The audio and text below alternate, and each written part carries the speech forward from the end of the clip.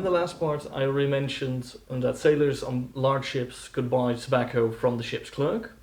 But on the mainland, you could mainly buy tobacco from tobacco houses, apothecaries, or in taverns. In the taverns, you could also buy already filled small clay pipes that were already loaded with tobacco. This was the cheapest option.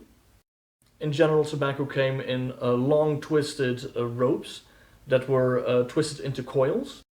These coils could be cut down into smaller pieces and be sold as is, or be cut down into finer strips. Today we would call this ribbon cut.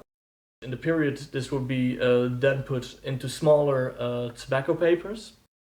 We often can find these tobacco papers on historical paintings in taverns.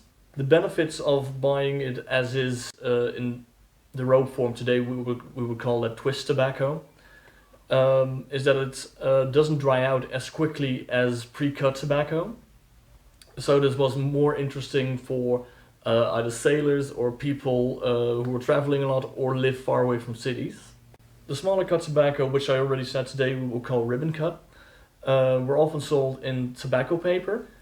These are small pieces of paper that could be folded closed with a tobacco advertisement on the other end. We can often find these pieces of tobacco paper on historical paintings, but because of the orientation of the paper, the advertisement is often not visible. Sometimes you can find images of historical tobacco papers, but they're pretty rare. The advertisements on the tobacco papers do suggest that tobacco is one of the first products to be commercially sold with the use of brand names. In the period, tobacco could also be stored in tobacco tins.